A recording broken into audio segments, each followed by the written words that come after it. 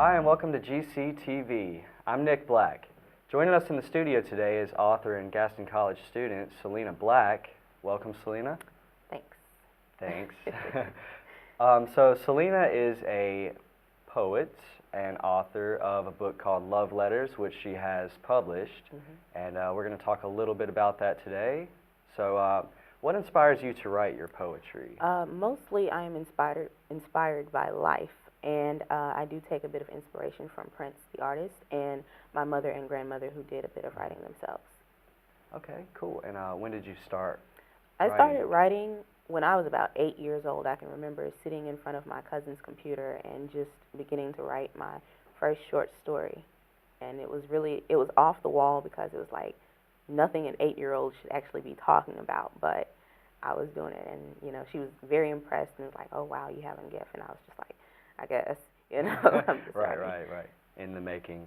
Cool. So what topics do you usually focus on in your poems? In my poetry, I focus more on love and heartbreak, a bit of depression, just a lot of different things, depending on where I am in life at that moment. It's more of a reflection of whatever state you're kind of going through, or whatever sort of like stage you're in. Yeah. If that makes sense.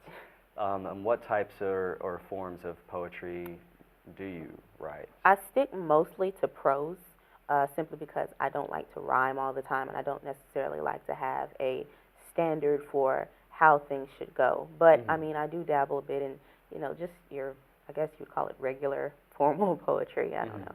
Okay, cool. And do you write like more? Do you write like screenplays also, or like novels as well, or do you just stick to poetry usually? I definitely write novels. I have not dabbled in screenplays in a very, very long time, simply because I don't like doing stage directions and stuff like that. So, yes, I do write short stories. I have a few that I'm working on right now. So.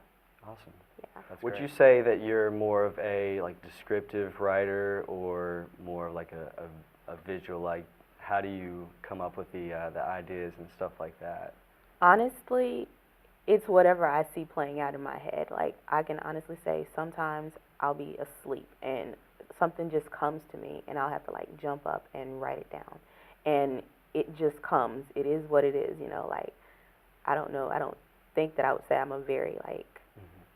I mean, I guess I'd say I'm a creative person, but it literally just comes to me. Right. And do you find it more beneficial for you to, when you kind of have those like moments of like inspiration, do you find it beneficial to write it then, like right when you have it, or do you kind of like wait and let it like sit and sort of develop a little bit more before you write it down? It depends because if there are times that if I don't write it down, I completely lose it.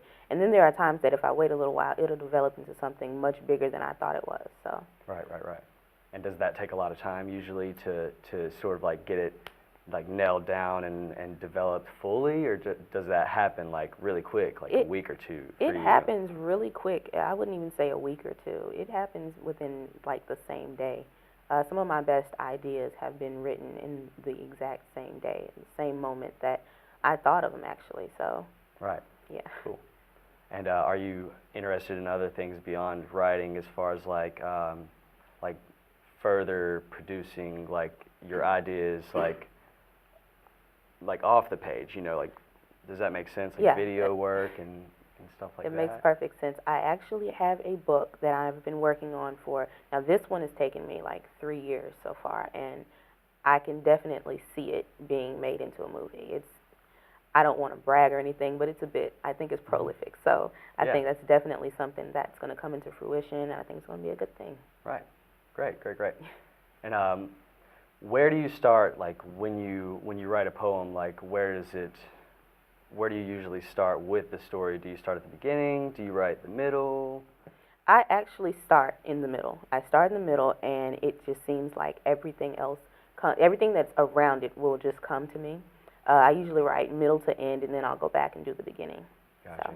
I guess sometimes that's a little bit easier to sort of like write down what you see first, and then kind of go back and figure out all the in-betweens. Right. That's where the details come in. Yeah, exactly. And Do you have any like famous poets that inspire you to write?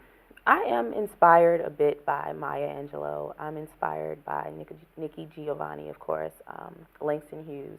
I'm inspired a bit by them, but I definitely try to stay away from reading too much of their work because I want mine to be original. I don't want to, be stealing ideas and think, hey, this is great, and I look back and it's like, oh, wait, I've seen this before, Yeah, so. yeah, absolutely, and it's easy to draw from, like, I guess your subconscious in a Right, way when you right. don't even realize it, and then all of a sudden you have, like, Yeah, a recreation of somebody else's Like poem. a Virgin by Yeah. Madonna or something like that. Do you have any advice for anyone that's, like, trying to get into writing poetry?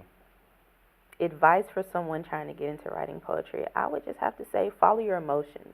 This is one time that I can say, don't think, just allow your emotions to lead you. Right. And do you have a poem that you're most proud of? I do not have a poem that I am most proud of, simply because I actually don't like poetry all that much. It just happens to come out of me. But I don't have one that I'm most proud of, not that I can think of. Okay. So they're all sort of your favorites in a way? Yeah. Cool. Would you like to read something for us today? Sure. Okay, cool. All right. So, Sylina, going to go ahead and read the dance for us from her book, Love Letters, guys. All right.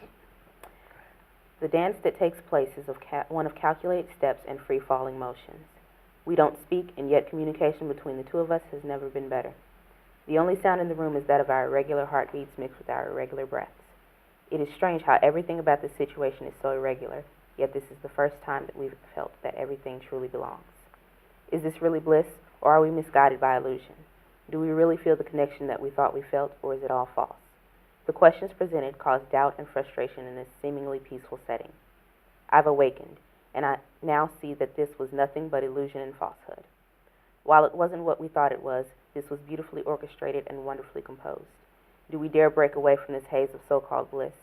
Do we dare throw our inhibitions to the wind? Can we stand to go back to the way that things were in the beginning before we figured out the steps of this dance?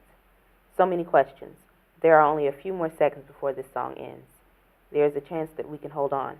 If we choose to put this track on repeat, it'll count as if we are listening to another song. But how long can we stand as silhouettes in this charade? Will the heat begin to rise until it is too much, and it becomes what we cannot take? We are only prolonging the inevitable if we put it on repeat. We'd be dancing with two left feet, and eventually someone would get stepped on. So do we prolong this image of bliss, or do we let it disintegrate and go back to what we know is true? The steps of the dance have been learned, and the song is at its end. Thank you, Sylina. That was great. I look forward to reading the whole book. Right, thank you. Cool. Thank you guys for watching GCTV. We'll see you next time.